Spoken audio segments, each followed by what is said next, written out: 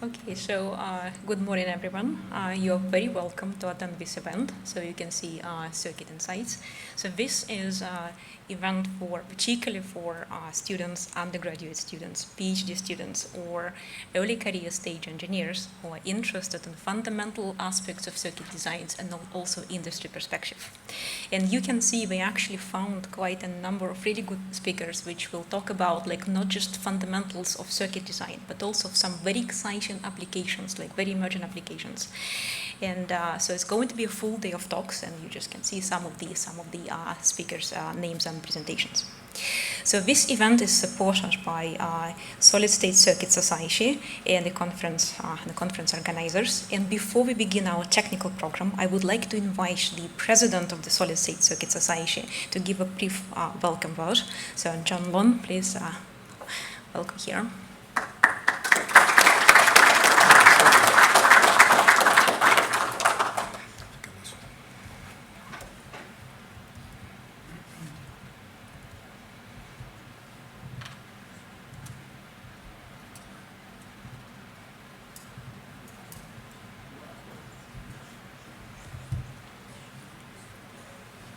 Yeah, fantastic. Thank you very much. Good morning, everyone. On behalf of the Solid State Circuit Society, I'd like to welcome everyone to the first Circuit Insights in Europe. Circuit Insights is a relatively new event for us. We've run it mainly in the United States. This is the first time outside of North America. And it's great to be at ESSCIRC and to see so many people here. Okay, the first thing I think for people that are not masters and PhD students, that are undergrads, is what is IEEE and what does it do? The primary thing people think about Solid State Circuit Society is the publications. So folks here that are doing a PhD and masters know all about SSCS publications, mainly because to graduate they have to publish something in one of our journals. And the main journal that you would read for Solid State Circuits is the red one, the Journal of Solid State Circuits, that's been around since 1966. And it publishes papers, extended length papers, based on conference presentations at this conference and at all the other conferences that we sponsor, as well as normal submissions. Now we have a number of other publications that you should know about if you want to learn about solid state circuits. There's a second one called Solid State Circuits Letters, that's the orange one, which is all electronic. And those are brief papers that are no longer than 4 pages. There's also a journal on exploratory computational devices and circuits, which are things beyond CMOS.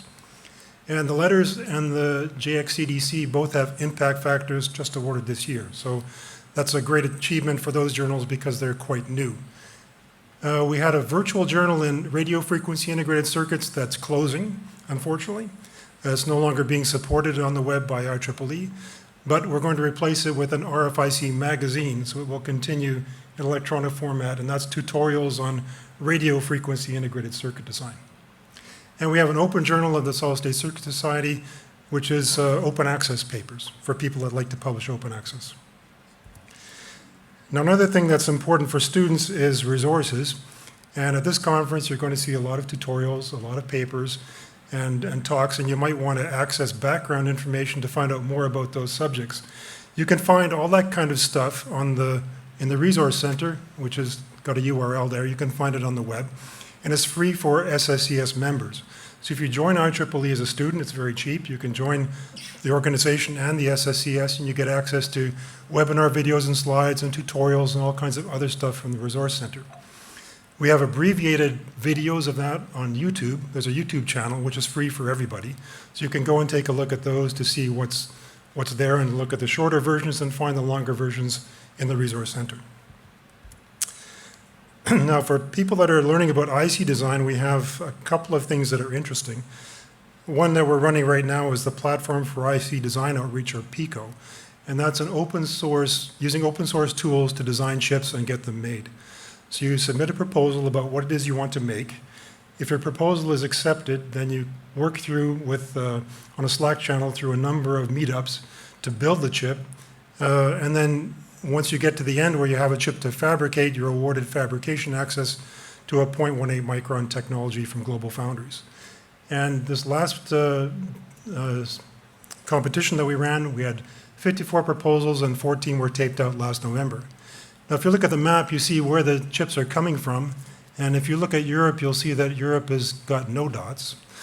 So it would be great to see some European content in this competition. And I'm hoping that some of you folks will get involved. And the reason that you want to get involved is maybe not to make a chip that you're going to use for your thesis, but to learn about chip making. Because during the process of building these chips, you're looking at testing, you're looking at ESD, you're looking at a lot of other things that you don't normally find information about in textbooks and talking to people. And through the intense collaboration in the open source environment, you learn an awful lot from those folks. So getting involved in Pico, whether you're going to actually build the chip or to help someone design a chip, is probably a very useful thing to do.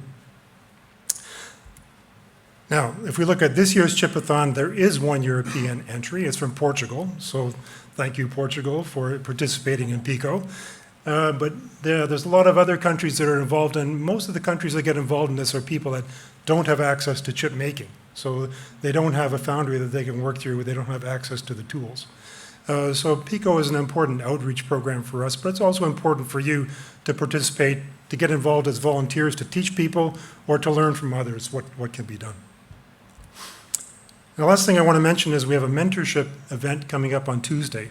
So at the end of the day on Tuesday, from 1750 to 1850, just before the reception, we have a mentorship event where you can come and ask mentors questions about your career path, what it's like to be a professor, what it's like to work in industry, to get advice on the kinds of questions you have when you're developing as a professional.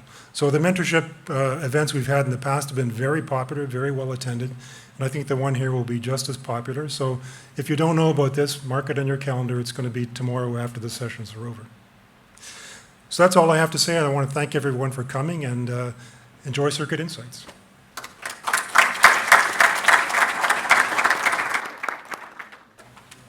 Thank you. And also for a welcome word, I would like to invite João Goes, the General Chair of the conference, please.